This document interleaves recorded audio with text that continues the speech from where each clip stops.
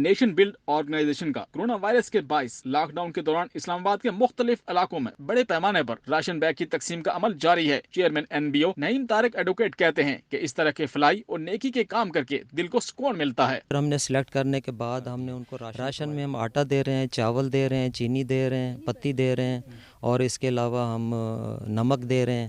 جو بھی مطلب بیسک نیڈس ہیں راشن کی، وہ ہم ان کو پرووائڈ کر رہے ہیں، اور اللہ کا شکر ہے کہ اب تقریباً 12-13 ولیجز جو ہیں اس کا ابھی تو ہم چونکہ اس میں کام کر رہے ہیں، کرونا وائرس کے ایمرجنسی ریلیف دے رہے ہیں۔ نیکسٹ ہمارا پلان اس میں یہ ہے کہ ہم جو بھی علاقے کے اندر جو لوگ 10-12-15 ہزار روپے کی بزنس نہیں کر سکتے تو ان کو ہم وہاں پر ٹھیلے لگا کر دیں گے۔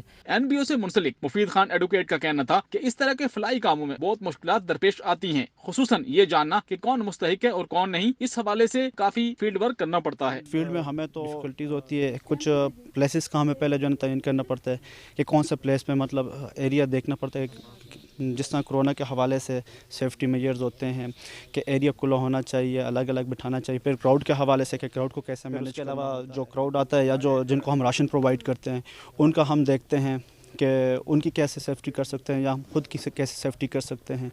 اور ایک دم سے کوئی بلوا آ جائے، جس طرح فار ایگزامپل ہمارے پاس سامان ہے، ایک دم کراؤڈ زیادہ آ جاتا ہے، اٹیک کا خطرہ، تو اس کو ہم مینیج کرتے ہیں۔ راشن کے مستحق لوگ اپنا کھانے پینے کا سامان لے کر انتہائی خوش دکھائی دیے اور NBO کی ترقی کے لیے دعائیں کرتے رہے۔ نیشن بلڈ آرگنائزیشن کی طرح اگر دیگر مخیر حضرات بھی اس میں اپنا حصہ ڈالیں تو اس سے مزید مستحق اور سفید پوش لوگوں کی مدد کی جا سکتی ہے۔ کیمرہ مین شہزاد